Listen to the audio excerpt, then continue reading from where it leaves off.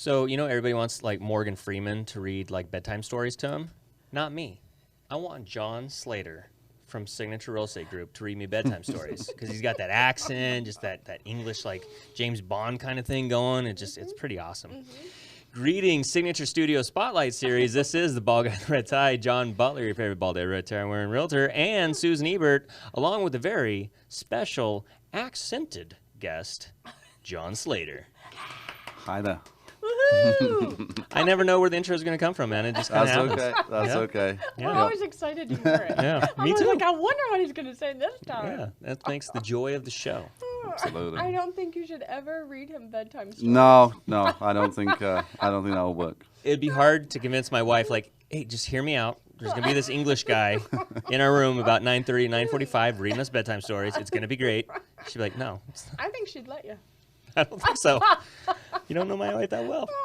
But on today's show, ladies and gentlemen, we do have a very special guest all the way across the pond. Yep. We have Mr. John Slater here, who is an up-and-coming and just dominating, doing some incredible things in the real estate industry with some big plans in the future. So we're about to jump into that conversation and that backstory and kind of get to know who John Slater is. Absolutely. Well, hi. Hi, And who's John Slater? I am John Slater. What do you want to know? Where do you want to start? Everything. So I'm always fascinated by people that come here to America and, Right. and they're, before America's story. So Sure. tell us, where did you come from? I kind of ran away from my life back in England. I was 27 years old, going through a semi-midlife crisis, if you want to say. I'd been working in insurance since the age of 15, straight from high school, graduated at 16, and one day I decided I wanted to change. I didn't know what I really wanted to do, so I decided to go back to college. And in the interim, somebody offered me a chance to come to America to coach soccer for 3 months. They said, you can go to New Jersey or California. Well, in England, you don't get taught about the geography of America. So the only thing I could relate to is, as a youngster, I remembered watching Baywatch. And it was sand and sea and sun. So I said, you know what, I'll go to California. I think you made the better choice. So Absolutely. I flew over in 2002, landed in Redlands of all places, and got my training there. And then I spent the next 3 months traveling around California, staying with host families, teaching kids how to play soccer, got paid for it, got a rental car, only coached 3 hours a day, and kind of fell in love with California. That's awesome. So that was, soccer's actually been my life here in California for probably 15 years before I go into real estate. Was that a lifelong passion? Like, did you grow up playing soccer in England and stuff? Yeah, I played soccer at a young age, got bad knees when I was 16, so wasn't able to play, started coaching and refereeing, and it was just right time. Somebody offered me an opportunity, and as it turned out, I wasn't able to get onto the college course that I wanted to get on. So instead of staying for 3 months, I stayed until Christmas. And then I got offered a full-time job with a soccer camp company out of Redlands. And I said, nothing to go back for. So I came over with a backpack. That's all I had, was a backpack full of clothes. I didn't have a phone, didn't have a car. And it was a real kind of quiet, peaceful time of life. So, Don't you miss those moments? can you imagine the idea of not having your phone now? No. This was 2002, so everybody still had cell phones. Yeah. But no ties, no responsibilities. I slept on a few couches and floors at different soccer coaches' houses while I was trying to figure out what I was going to do. And then gradually I got the visas done, transferring back to England every year for a new visa. And then finally I met my wife, Celine. We got married, and I inherited a very blended family. I inherited 3 stepchildren. My wife is originally from Mexico. So suddenly we had this Mexican and an Englishman in a house with 3 kids that didn't speak any English, throwing them into school. And it was all such a quick transition. 5 of us in a 1-bedroom apartment for 4 weeks while we found a new rental. We moved into the rental and we got married 5 days later in the back garden. Wow. So it's kind of a unique thing. It was In the back garden. in the back garden. Yes, I love gardens. because we have gardeners. And his wife is hot. I bet. So do the kids have like an English, Spanish kind of accent? 'Cause that No, would be awesome. not at all. Not No? at all. Oh. The two boys, they very quickly learned English, but Mm-hmm. they hung around with, English-speaking kids. Our daughter, she managed to find Spanish-speaking boyfriend, Spanish-speaking friends, so she's still probably 90% Spanish. Wow. Do you know Spanish? But I know the bad words. Yeah, So okay. You know when they're being directed at you. I know when they're talking about me. That's what I learned very quickly. I understand a lot more than what I can speak. So, Right. which is very disappointing to my wife that 10 years later I still don't speak Spanish. And I'm disappointed in myself, to be fair, that I should have learned it by now. But it's, priorities. So. Little Rosetta Stone on the horizon. I know. I've tried different things and never seem to be able to stick it out. So, but everybody speaks English in our house now, so that's okay. Oh, so you won the language wars. That's good. Yeah, we have a 3-year-old grandbaby with us now, and she will only speak English to me, Spanish to her parents and my wife. Huh. But she'll transition immediately. If she turns to me to speak, she knows to speak in English straight away. That's awesome. So it's super cool for her as well, because she's, bilingual at 3 years old. That's incredible. Amazing. That's really neat. It is great. So, yeah, spent some time coaching soccer. I was in Redlands. I moved out to Palm Desert, lived in the desert for a year, couldn't handle the 127 degrees coaching soccer. That didn't work very well. Moved over to Rancho when me and Celine got married, was coaching out in Pasadena, beautiful place. And then one night I came home from soccer and Celine said, I've been watching these shows on TV for flipping houses. Maybe we should think about building a business and get into flipping houses. And that's where our real estate started. And so what year was this? 2013. Okay, so that's right in the 2013. prime of the flipping season Yeah. things, yeah. Absolutely. So I did all the gurus, the mentors, the this, the that. I didn't really have money to spend on programs. And I ended up meeting, a wonderful group of people. My mentors previously, David Molina Boswell, the real estate club based out of Riverside, New Wealth Advisors Club created a foundation and a platform for us. It was go find a lead. Don't worry about how to flip a house. Don't worry about contracts. Go find a lead and now partner with somebody who you have a relationship with. Build a relationship. So we found our first deal door knocking on our very first day out of training, which fell through 3 months later, but that's beside the point. We got our little bug for it, and we fully engrossed ourselves into it. And 2016, we managed to quit 3 full-time jobs. So I had a full-time job plus coaching. Celine had a job. 2016, we both went full-time because of the income we made from flipping houses. That's awesome. So that's the American dream. It was. I did a podcast for the club that was called The American Dream, because here you have an Englishman and a Mexican building a business in America that both came from very different lives, but here we were. It was an opportunity that was out there. People don't realize exactly the opportunities that they could have. So That's incredible.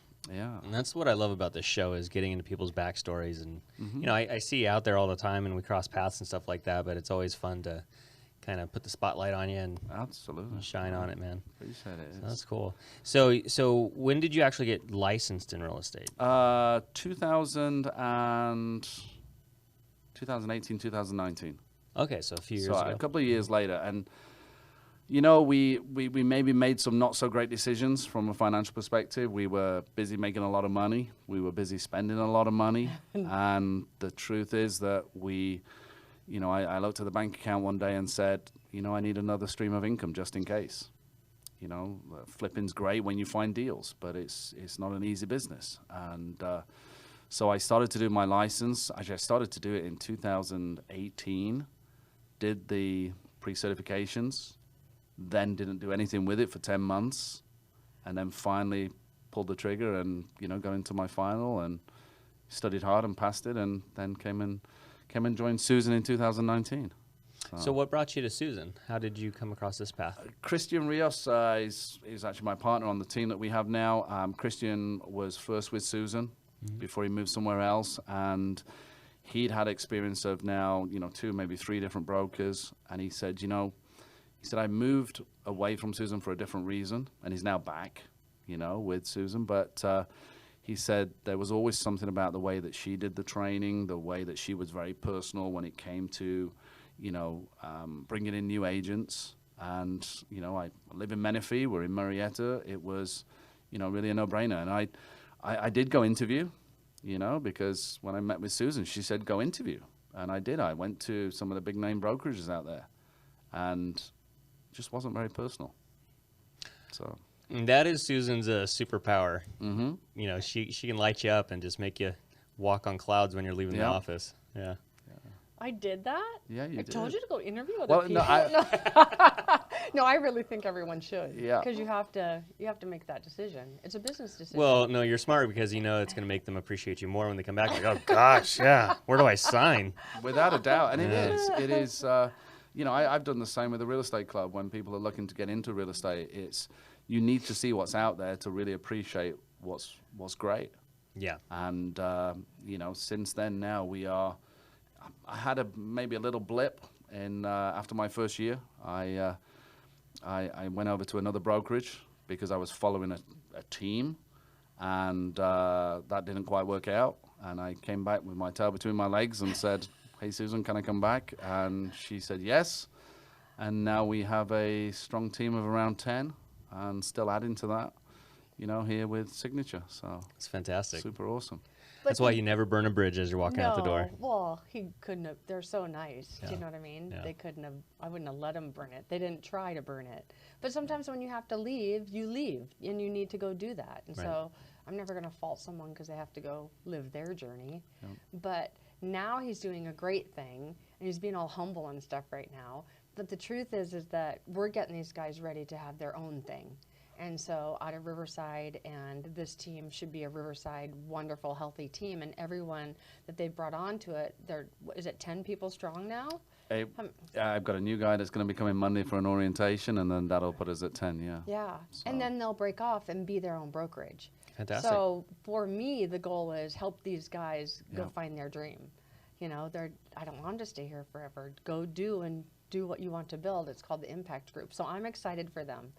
And I didn't really have someone come alongside me like that in the beginning. And so when I see that someone else wants to do that, I want to help them, That's awesome. you know, because that's the fun part. And a true testament for me as to who Susan is we invited her up to Riverside to meet with, you know, me and my partners, and said, you know, we want to, is there some kind of partnership we can do? How can we do this? And, you know, Susan said, no, let me help you create your brokerage. And we were, you know, taken aback because, you know, everybody sees everybody as competition, but like Susan said, no, you know, there's enough business out there. You're not my competition, like you guys. We stand for the same kind of principles, so, you know, let's help you. And, you know, we'll see where that goes in the next, you know, 12, 24 months. Let's see. I'm studying for my broker test right now, so I am studying hard every day. And then Christian, my partner, he's going to be studying for his broker test. So, you know, we'll see if I pass first of all. Yeah. You just don't tell anyone when you're taking the test. I know, nobody and then knows. you reschedule just in case you don't pass it. I did not pass it the first time. I was I've been doing this for, 12 years. I know the answers to the questions, so I didn't even study. Yeah. Yeah, no. It's not as You easy as should what study. people think, Yeah. but it's easy if you study. So Yeah. that's the. Yeah. So now we've got this team. We're talking about anywhere from young Christina, who's 19 years old, to Jack. I'm not going to guess, but he's in his later side of life. We have a mixture all around, and from Riverside County to LA County to Orange County. So we're going to be floating around in a lot of different places. So. Well, it sounds like Riverside's probably a good central location then, if you're going to be hitting all those areas and Definitely. Very And it's, cool. we're still active to a degree from the investing side. I'm still working on a couple of transactions right now myself, but, I've kind of stepped back a little bit from the investing side right now to focus on building the brokerage, to be able to mentor properly, and got a bunch of different irons in the fire. It's, there's so much opportunity to teach out there. And I don't think that, when you think about principles and, what's core inside of you, there are different ideas about who investors are, who agents can be, all about the commissions, all about the dollar. And the way that New Wealth Advisors Club taught me was go serve a homeowner. Go serve a homeowner first and worry about the money second. The money will show up, and it shows up in the right places now. And I thought I could only really do that from the investor side. But now my speciality in the agent side is probate, divorces, foreclosures. I'm still waiting for that simple listing because everything I have is a challenge. Yeah, it's all complicated puzzles. But I enjoy the challenge, and I enjoy being able to help that homeowner, you know, get out of the challenge that they're in, you know, and help them start afresh, and, you know, at the same time help somebody else move into that house. So, And I enjoy watching the challenges, because he'll call me and bounce something off, but he knows all the answers already. But like the impossible things happen. So the most recent one, gonna close out escrow. Go ahead, tell them. yeah, so myself and Melina, the founder of the real estate club, we bought a manufactured house down in Huntington Beach during COVID. We wanted a little project. We picked up a little small 2-bedroom manufactured house. It was pretty old, beat up. Picked it up for, you know, a great steal. My family during COVID, we all got together, father-in-law, son-in-law, 2 sons, my wife, me. We were out there painting, pulling up carpet. We rehabbed the unit ourselves. Decided to keep it for a little bit as a rental. Got into escrow earlier this year. Great couple that are buying it. And we were supposed to close on Thursday, Friday of last week. And the seller called me and said, hey, something's happened. Can we just have a couple extra days till Monday? The buyer said, you know, I don't want to close and leave seller in possession. I would prefer to just close Monday. So we said, okay, no problem. All agreed. And then there was this huge oil slick that happens in Huntington Beach on Saturday. What are the chances of an oil spill? 130,000 barrels of oil spilled into the, 5 miles off the coast of Huntington, closing Huntington Beach, washing up dead fish and dead birds. And now my buyer calls me up and said, I'm having second thoughts because I think I've got around 10 years left in my life. And why am I going to buy a beach house if I can't use the beach? So I said, you know what? I can't really argue with you. So we gave him, he said he wanted 24 hours. And at the same time, his wife's grandma, she went into hospital Tuesday when he was supposed to be telling us yes or no. She needed, some different things, heart stopping, trying to get the rhythm back, all that stuff. So his wife wasn't able to actually communicate about do we do this or not. So he called me Tuesday to pull the plug. We got a little creative and said, let's issue a notice to perform, give you 3 days to think about it. And he just called me an hour ago and said, we've been to the beach. It doesn't look too bad. We are moving forward. Can we close tomorrow? And most of his stories end that way. It's just, Like, But how was the past 5 days, though, right? Just staring at the ceiling. if you ask, Googling how long does an oil spill take to clean up? It's a tragedy, I was on the but- phone with Susan saying, okay, so just want to double check. Is there anything we can do? Buyer, seller, and she's Googling. She's like, oil spill, 10 to 15 years ecosystem. And we're having this conversation over the phone. And, I wasn't stressed about it at all because many years of being part of the real estate club, I've been around a lot of, people that are very strong in their faith. Mm-hmm. And I remember having a conversation with one of the leaders over there at the club and said, dude, why do you always look so not stressed? Because I'm stressing. I'm like full-time real estate. I got things coming out of my ears. I'm worried about everything. And he said, there are only certain things you can control. Mm-hmm. You can control your reactions, but you can't control what's going to happen.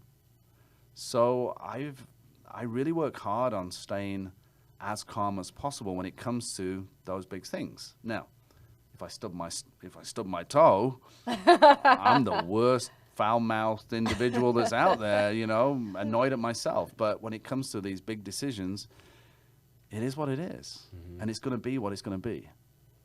So, sure, there's a chunk of money coming back from, the sale of this house. But, as Melina always shared, you need more money, go make more money.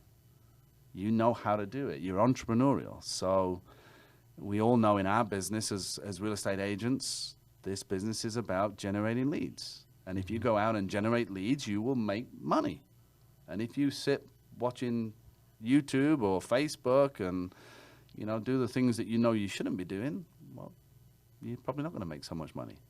So true. So it's, I'm trying to mellow, because I haven't been a mellow person for many, many years. And I'm 47 years old now, in a very good, healthy position in life. And, I'm just looking forward to really driving this team. And as much as I want to go do the business for myself as well, I really enjoy helping other people get to where their dreams are. So you have the heart of a leader. It's where the coaching comes from, and it's something that Melina's instilled in us over the years. It is, leaders serve. Leaders serve. Yeah. So this, the real estate club, the whole real estate investing was all my foundation, my mentorship with the club. Everything that happened there was just, phenomenal. And, my partners are inside the club. All of the members of our team are part of the real estate investing club, as well as being agents, because investors and agents is about generating leads.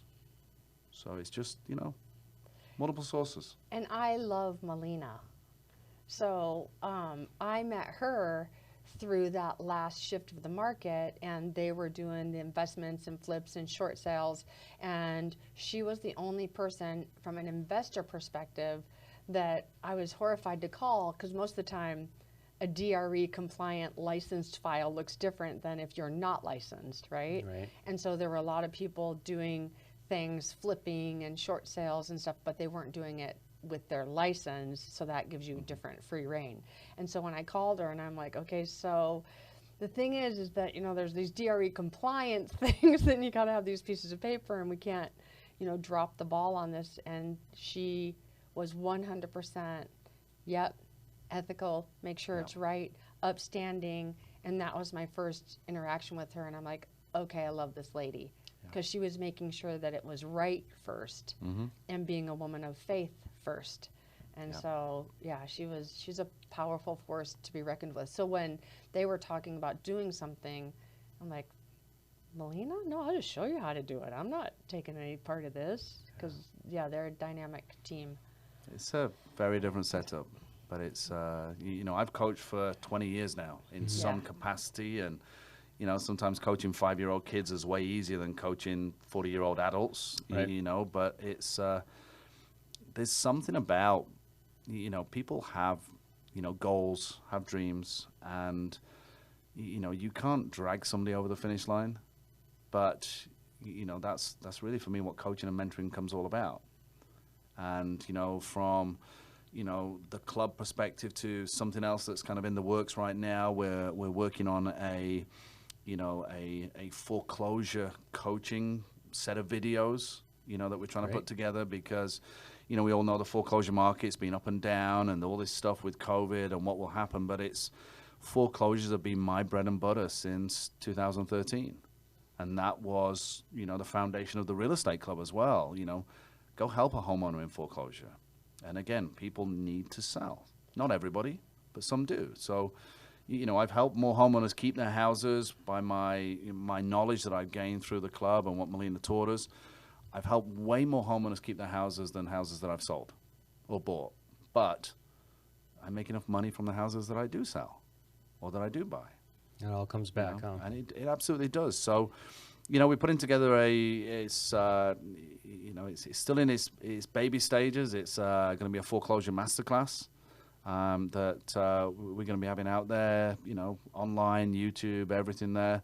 And what will come with that is really looking at it from the agent and the investor perspective. Because what I realize is that a lot of agents don't follow that path as a lead source.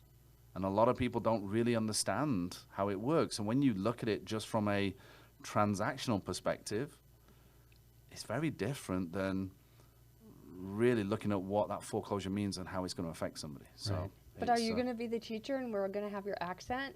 the whole time, because when you're talking about foreclosures, you should have this accent. It's It keeps you engaged and interested. Yeah. It totally does. I'm the face behind the video on it right now. So it's It's awesome. it's my challenge right now is finding the time to write the curriculum.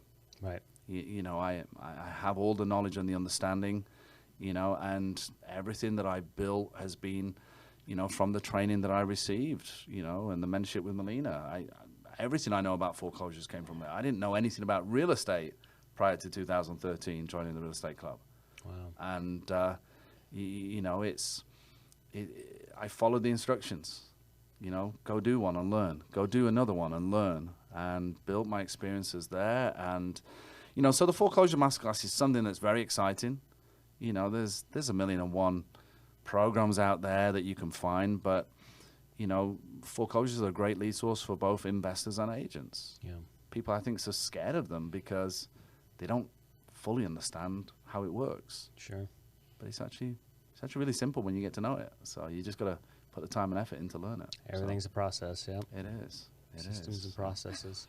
Stressful, but Yeah, but you're you know, calm, and so no one even knows you there's know, any stress going on. I'm on the phone today trying to get a short payoff on a second that's about to go in foreclosure. We're stopping a sale date that's trying to foreclose on the 18th in, 13, 12 days, you know, and these are people in real need. So, Yeah. but there's transactions to be done at the same time. So, That's incredible. yeah. So you really found your footing and your place in this world, and Mm-hmm. you're just blossoming out of it. Yeah, it's I don't know. I never envisioned being in real estate. Mm-hmm. I had no passion for real estate. I actually joined the real estate club because I wanted to learn how to buy my own house. Celine and I were, you know, a new couple back then, and we were looking to buy our first house, getting outbid by investors as well. And I said, well, you know, this whole idea of real estate and investing and flipping, if we can learn how to buy a house for ourselves, great. You know, it's worth it. And I had no idea really what it meant to be full-time real estate. But for me now, it's the lifestyle. If you can go back to 2013 and talk to John Slater then, with all this knowledge, what pieces of advice would you share with yourself? The first one would be, don't forget that you are married. Wait, what? Because Yeah, okay, there's a storyline there. no, it's It's a positive storyline. it's recognizing your partner versus, or your lifelong partner versus your business partner. We got into real estate together. We were learning how to do this real estate game together. Celine quit her job first, and you know, I essentially had 3 jobs, you know, that I was doing when you added the real estate, and we were 24/7 real estate. We talked real estate, sat watching TV at 10:30 at night, and you know, at some stage we were fortunate to again seek guidance from Melina and a couple of other people in the club because, you know, our marriage was falling apart. Mm-hmm. We were business partners, and yeah, I felt money was important because we need it. But obviously, you know, you got married for a reason, and you know, we got things back on. So that would probably be the biggest thing. And I speak about this a lot when I meet new couples that come in together, and say, look, don't forget your partners. You're not just business partners. Your husband and wife. Don't forget that. So that would be the first thing. And the second thing would be, you know, I'd like to say it was along the line of, you know, stick with it, don't quit. But I did stick with it, and I didn't quit. I thought about it. I mean, I nearly quit in the first year. And then we got first year's tough, man. We got a little lifeline, and you know, got our first deal done. Made about 12 grand on the first deal, and you know, that was huge for us then. You know, but that was the lifeline to keep continuing. But I've often said this to a lot of people. You know, it took me 13 months to get my first paycheck in real estate. And I ask a lot of people, if you had to wait 13 months to get your first paycheck in real estate, would you wait that long? And if they say no, then I say, well, real estate's probably not for you. Because if I asked you, would you want to become full-time in real estate within 2.5 years and quit 3 jobs, support your family and kids? The answer is yes.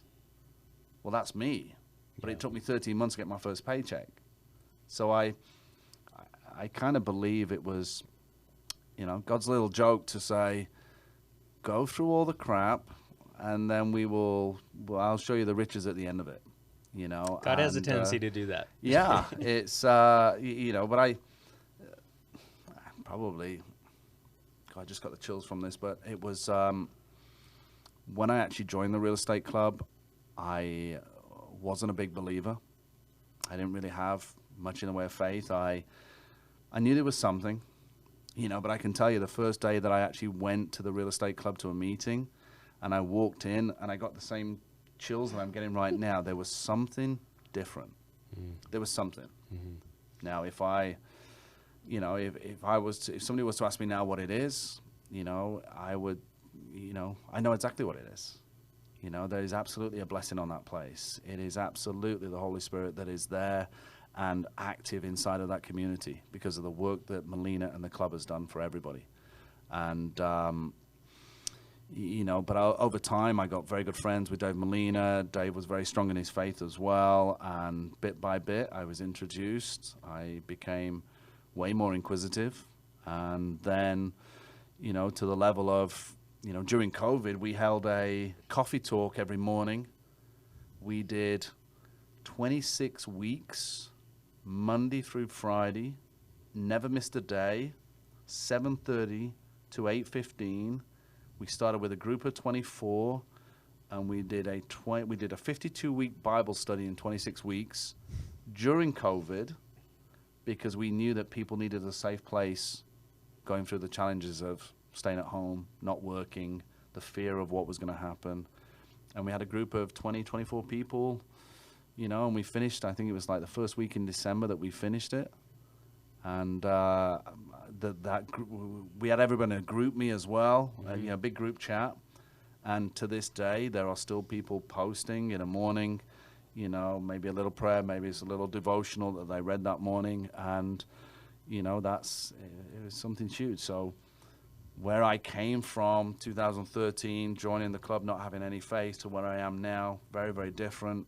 And, yeah, so that would also be probably something I would go back and say, you know, don't be silly, you know, be open. And it'd be nice to be open a bit sooner, but time is everything. There's a lot of depth and beauty to having faith lead and guide your business, because it's just on a whole other level. So, I mean, I can go back years, all the different things that we've done, and there was a small core group of us, a leadership team that Dave and Melina put together, and I remember we did a group reading. You know, we got an audible book, and this was when I was still very early in my faith, but the book was called God Is My CEO. And it's a phenomenal book, and it's just, you know, I think, God, that must be 6 years ago when we read that book. And I still remember a lot of stories that were in it, you know, and, you know, I think we get caught up too much in the world of money, you know, the luxuries, you know, but I was always the guy that, I have a nice new car now, you know, but I drove a Honda Accord for 400,000 miles because my car got me from A to B, and that was it. I didn't care whether it looked like a shed on wheels, you know, with 15 different shades of white. I've never been a big materialistic person like that. Sure. But, you know, we all know we need money. But there's, you know. It's a proper way to approach it. Absolutely. Absolutely. Yeah. And it's, I had guidance. I had mentorship. Without a doubt, I wouldn't be where I am today. Sure, I put in a lot of hard work. But now I get the opportunity to give back to others. I get to teach others. I get to help somebody else grow. And seeing young Christina at 19 years old, she's a year older than my youngest son. And I only wish that when he's 19, he's interested to go out there and build his own business. Sure. Because that is the future to set yourself and your family up. Yep. You know, if we could all have done it at 19 years old. But, you know, different mindset. So sometimes you got to be young and dumb. Yeah, We're old and wise. We've all done that. But, I'm guilty of that too.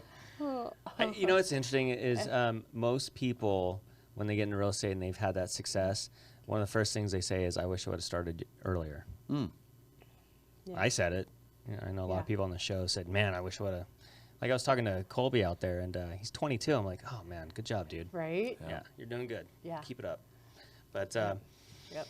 man, so you've really kind of dabbled in a lot of the different aspects of real estate. So that just kind of puts more tools in your toolbox for what's inevitably going to come. You know, real estate markets, they come and go up and down and all that fun stuff. It does, but it's always going to be there. And I always struggle to say this because I don't think we give ourselves enough credit sometimes, but you don't realize how much knowledge you actually have until you sit in front of somebody and realize actually they have no idea what I'm talking about right now, and I'm about to blow their mind and help them in some way. Yeah. And we have an exceptional amount of knowledge in our business. And, there's different thoughts about, different realtors in our business, some good, some not so good. We all come across different people. And, I want to instill in our team that we do things the right way. That's fantastic. Well, you can't go wrong when your foundation is that of integrity. Absolutely. So you can build a big skyscraper from there. Yeah. That's awesome. Good stuff, huh? And yeah, really I know, interesting. he's so nice. Well, I mean, we've crossed paths and stuff, but you always seem busy, and I always feel like I bug you, so I just never bothered to engage you with conversation. I get John's emails every week as well because when I first left, I had my signature page, and then when I came back, I got a slightly different signature page because now this one had my last name in. But my first one didn't, so I thought, I'm just going to sign up and see if I get an email, from the SoCal Houses page. And suddenly I start getting phone calls and emails from John because it was a different John at SoCal Houses rather than mine. And so I haven't unsubscribed, though, because I'm stealing all his material, so I'm seeing what he's writing there, so. I don't know I have that. Well, I remember calling you, but... Yeah, he called me. Yeah, so if I have a system out there, I probably have... We kind of give you a website when you come here. Yeah. I should probably look into that because there's probably... John at SoCal Houses. Yeah, I should go look John, at that. John.SoCal Houses, yeah. Well, so what was interesting about you being on the show this week is 2 or 3 days ago, one of my clients in Menifee took a picture of a business card and said, hey, man, this guy's trying to come up on your turf. And they're like, do you know this guy? And I look at it, it's John Slater. I'm like, oh, yeah, he's in my office. Okay. And so you're up in Menifee. I sold him a house. Heritage or Tierra Shores? No, it was right behind it. It's off of Marietta Road. Off of Marietta Road. I don't know. But okay. The street was Heaton. Heaton Court. What can I say? I get everywhere. No, well, you were wearing a black shirt, and then so I just responded back like, well, that's fine as long as he's not wearing a red tie. You got the bald head and all No, that. so that must be a fairly... Because all my previous materials were in a grey suit. And then I went more relaxed with, just a, no jacket for my new cards, for my new things. And, but it must be in an area that, I know I'm farming, but I'm farming east of the freeway. And Marietta's west of the freeway. Yeah, so I think I have that switch. I always get Menifee and Marietta Road Okay, so if switched. it's off so it will be up by, probably up by the sports park. Yes, in that neighborhood right behind it. Yep. So, but anyways, so I just had to laugh and smile, and especially that you're on the show. So I'll have to send this episode to him and be like, yeah, I know him pretty good. He was on the show. Good, So. good. Yeah, it's there's a lot of real estate out there. And that's what I told her. I was like, there's over 5,000 agents just in this local area. Absolutely. Always going to be a lot of agents. A lot of people. There's no area that you can't go to and not find another agent. Yeah. So, but it's... well, I don't farm, so have at it. So go for it. Got it. Do your thing, man. I'm not mad at you. Keep farms and door knocks. Yeah. I think that's a good quality, man. I love speaking to people. So I'll talk to anybody. I guess I've always been hesitant, especially in today's world, because people just get weird about you coming up to their house. Sure. Like, I don't like when people come to my house, so I don't do it to people. But it seems like, do you feel like your accent disarms people? If it's a 60-year-old lady, yes.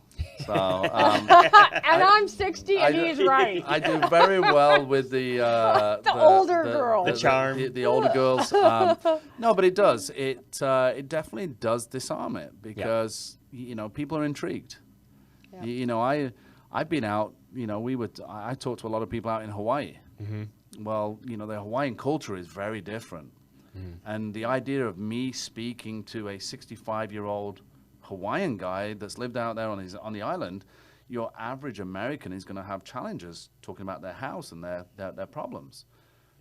But it feels like people are just a little bit intrigued because you're not the norm, you know. But I mean, if I don't even realize I'm doing it, but my wife tells me all the time, I walk the streets, I walk up to somebody's door, I'm whistling as I'm doing it, you know, but I'm respectful. I'll ring the doorbell, I will be back 10 feet. I will step far enough away to not feel or not be seen in any way as threatening. Sure. You know, I'm not dressed in a suit, you know, looking like I'm from the bank, you know, but I'm also dressed smart and I'm very respectful. And, you know, we took a little bit of time off of door knocking during COVID, you know, just again, because, Some people get freaked out about it. we needed to, but again, I'm, you know, now I get, you know, when you've door knocked houses that are in foreclosure, where these people are getting hounded by scammers, by everybody in the business, when you can door knock people in foreclosures, door knocking and talking about buying and selling houses is easy. Right. It's a piece of cake. It's just a conversation. And, you know, of course, you're always going to get the odd person that's not happy to see you because they don't like seeing anybody. But it's... John. You know, if I used to be the one that hid behind the sofa. I used to be the one that, Yeah. oh, I'm a renter. No, I don't need any solar, thank you. Yeah. You know, but now I entertain all of these conversations, even if I know I'm not going to buy it.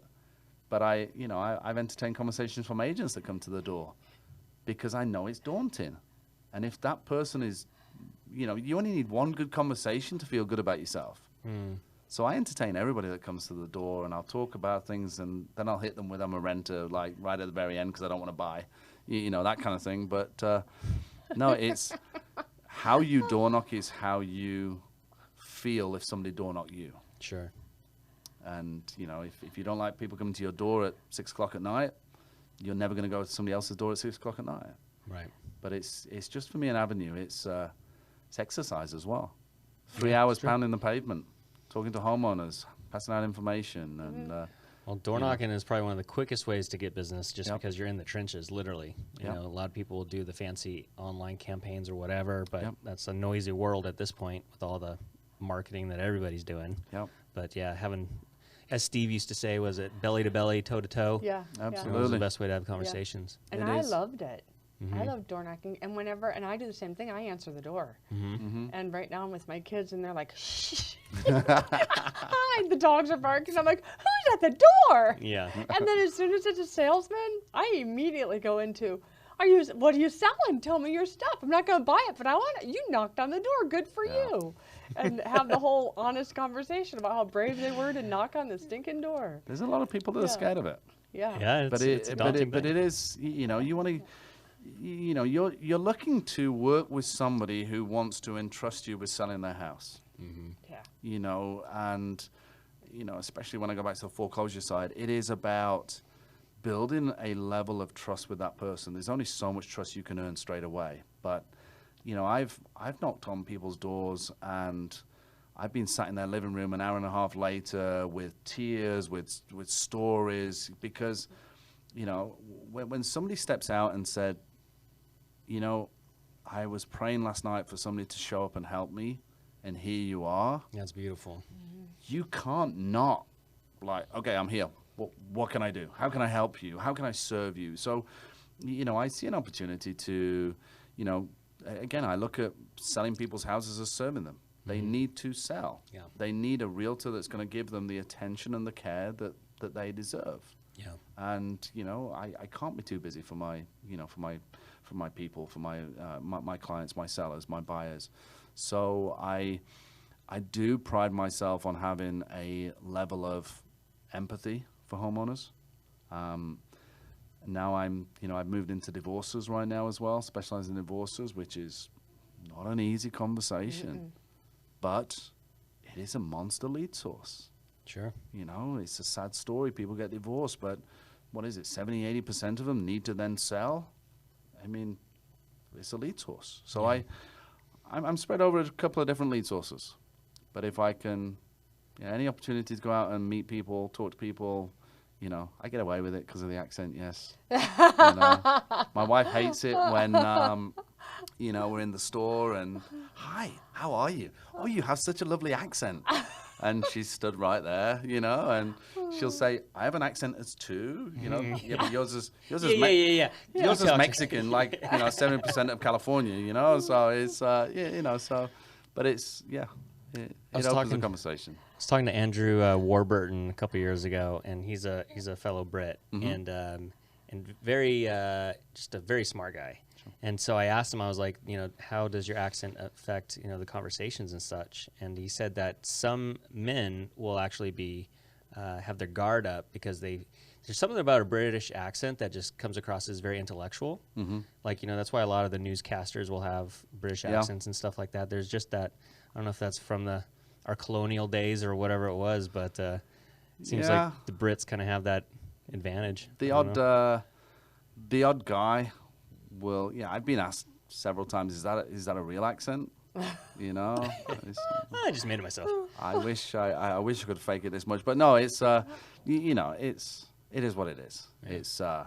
It's definitely a leg up for me. Sure. You know, you look from a marketing campaign side of things, you know, people remember me because they remember. I mean, quick little story. I door knocked a house very early in my real estate career, and I stood on a doorway for 45 minutes talking to this lady. I went back the next 2 weeks later to check on her, and she said, "Hey, put another shrimp on the barbie." She thought I was Australian, but I didn't have the heart to tell her that I was really English. Yeah. But hey, it connected. 45-minute conversation, you know, and it helped her with her foreclosure stuff. But it's, you know, it's an absolute leg up for me. It makes it just easier. Yeah, should I say?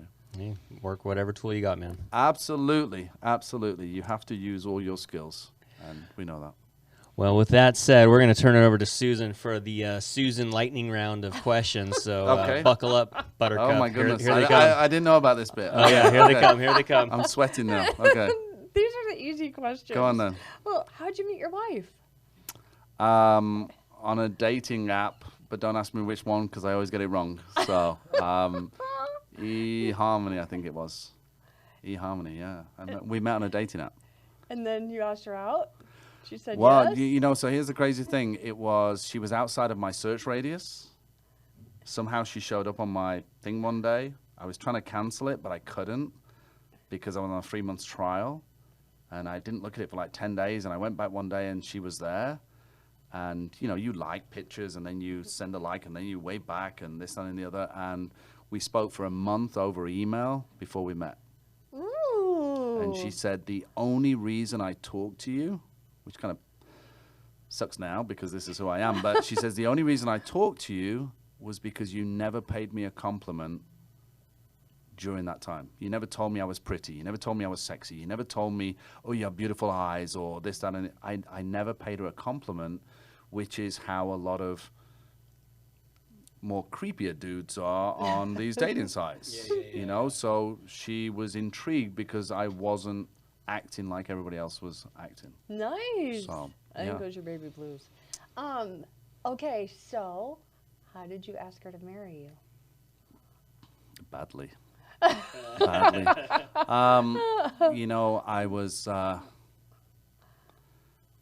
It was all a little bit messy because of our circumstances. Celine was here, her children was back in Mexico. You know, there's a lot of struggles with it. But she actually went to Hawaii. She was working for a family as a nanny, and they took her to Hawaii.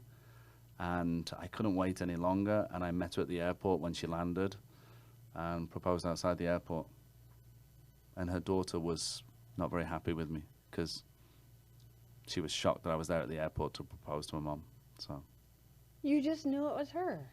Oh, so here's you know, the great thing for us is I'd been in what I would consider 2 serious relationships, long-term serious relationships. She had been in 2 long-term serious relationships, and you kind of know what you don't want. Yeah. So we kissed for the first time on July the 4th because she was able to get some time off that day, and then we got married on March the 25th that following year. Oh, you're you're a good kisser. Yeah, apparently so. That's what I got out of that. We got married 9 months Exclusive. later. It was, yeah, we talked for a month over email, then we got married about 9 months later. So, yeah, March 25th. Aw. Yeah. Okay, and what's the kids' names and ages? Kids' names and ages. We have, we call him Cheeky. His real name is Raphael. He is 18. He was just 18 on the 24th of September, just gone. Then we have David, who is 26 today. We have Ashley, who was 27 on the 6th of September. And then I have my 3-year-old grandbaby that is 4 on November the 15th. September, October, November is an expensive 3 months when it comes to birthdays. And then we have baby Luca, who was born on the 1st of January this year. Wow. So, Do you love being a grandfather? yes, because I never had my own children. Yeah. They all live with us. We're very fortunate. We have the space for everybody to live with us where they're all at in their time in life. You know, my wife is definitely a very, you know, big family kind of person, and having everybody around. It's always stressful at times, you know, big family, you know, a lot of different people in the house. But, you know, I got to play granddad, semi-dad in the very first couple of years of, you know, my grandbaby's life. And I'd never had a child myself. I never found the right person to have kids with. And by the time I did, it was a little bit too late for us. So, Yeah. but I also like the fact that I get to give her back as well when I Yeah. when I want to go to sleep or watch my show. It's almost the best of both worlds. Yeah. It's. I think you played cards well. But she's. Yeah, I'm in trouble. I'm in trouble because she's my world. She knows it, and if I don't come home with chocolate, I'm in trouble. So Do you have a grandpa name, a nickname? Gaga, Gaga? Gaga, Gaga, Oh, Gaga, very cool. and that's what it was since the first time she could speak it. So yeah, I always think it's fascinating that grandparents always get a cool nickname, yeah. and it's usually never the same. It's like Ampa or Yeah, yeah. Oompa or you know, Yeah. all that. Whatever. I'm not at that stage yet, but Jack's 16, so I don't know. Oh, We'll I see. know. We could be in trouble soon. I could be a great grandmother. You could be a great grandmother. But we like what Okay. she's got there. Favorite color? Blue. Ooh, wife's favorite color.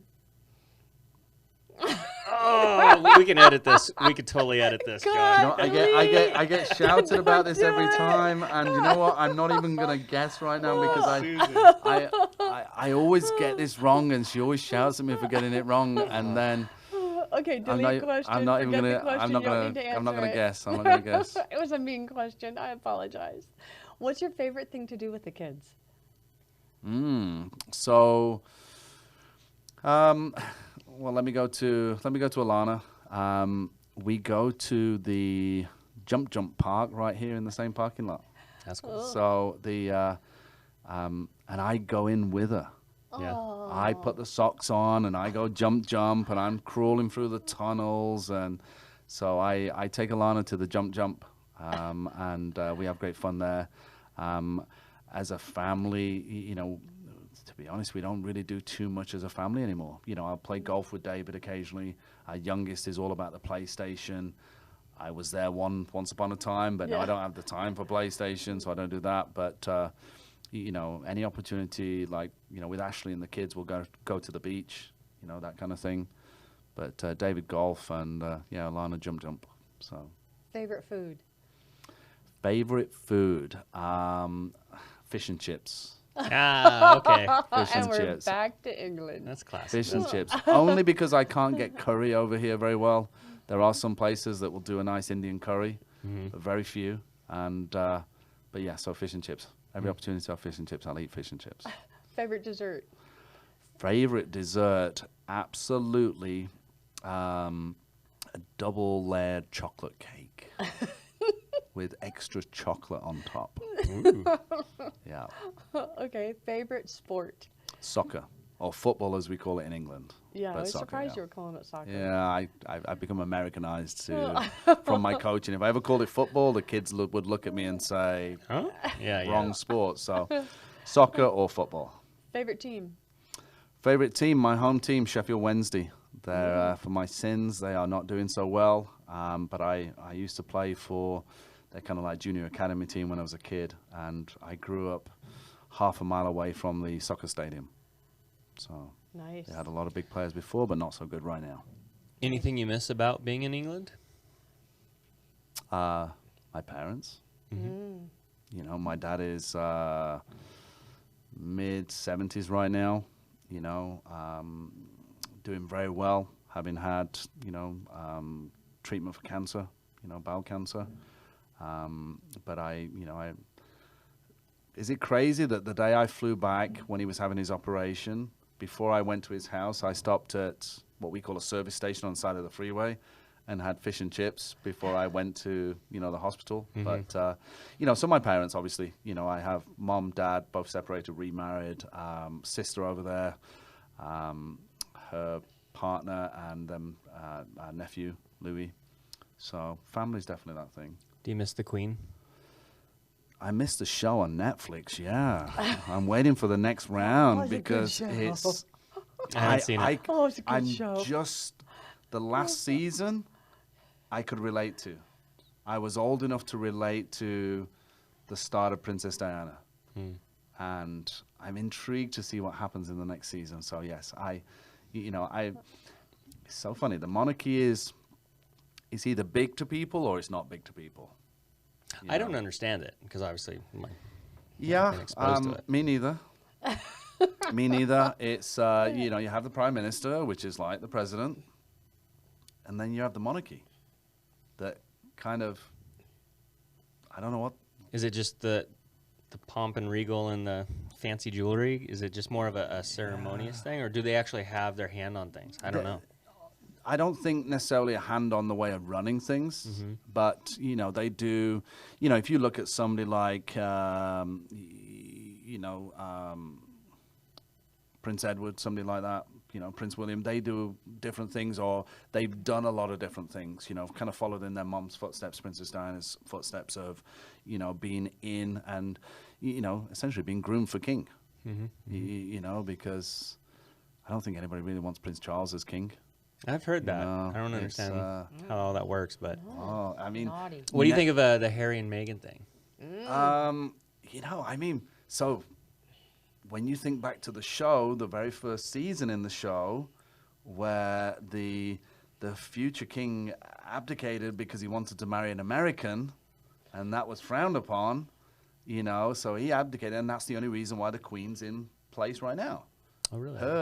Her family line shouldn't have been on the throne. But because the king abdicated, his brother stepped in, and then now that opened the door for Queen Elizabeth.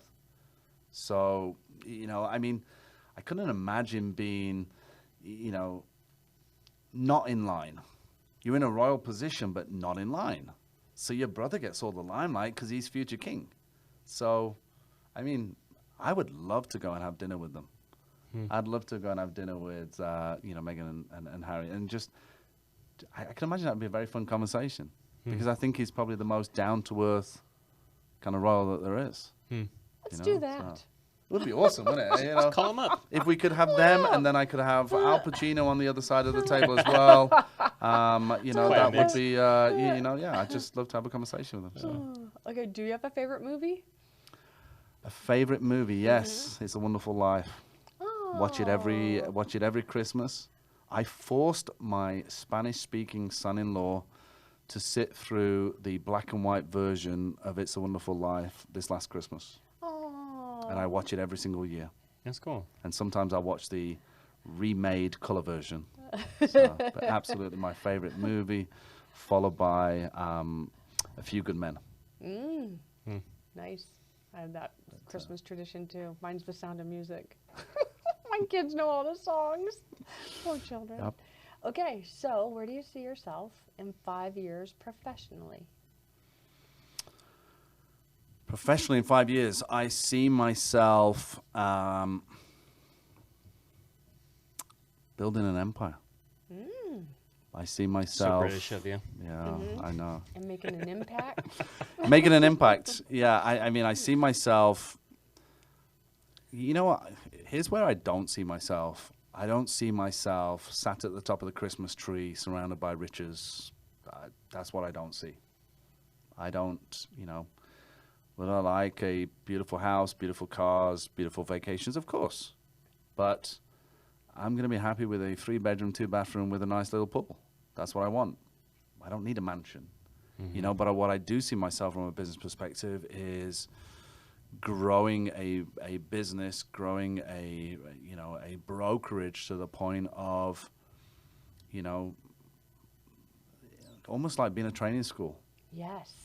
Like being a training school, being a coaching school, a training school, where we will bring in new people that want to learn how to become real estate agents, couple that with being real estate investors, mix and mush it all together and have people learning and then growing from there. So Fascinating. I know, he's awesome, huh? Well, final thoughts? I do have final thoughts. I want to say thank you for being here. Thank you for trusting us with your career and helping you launch it. I think that your gift and your talent to teach and that empathetic heart to serve shines throughout every single conversation that I ever hear and every conversation that you have with me. And so you are the perfect reminder for me every time that we speak of who I want to be when I grow up. wowzers. It's just the truth, John. Wowzers. And I just want to thank you for being able to do this alongside you in this little piece of time that is the journey of our journeys, and that they've collided for a minute. And I wish you all the success in the world. Thank you very much. All the success in the world. I love you, your family, and everything you're building, and I believe in you. Thank you very much. I appreciate it. Truly. I really do Truly. appreciate it. Thank you. I will piggyback on that and say what I got from this conversation is it really does seem like you have the heart of a teacher and the heart of a servant leader. And with those two qualities, I think you're going to accomplish everything that you would like to impact on the real estate community. And that concludes this episode of the Signature Studio Spotlight Series with Mr. John Slater from across the pond, Susan Ebert, and John Butler, the bald guy in the red tie, saying see you in escrow. Bye.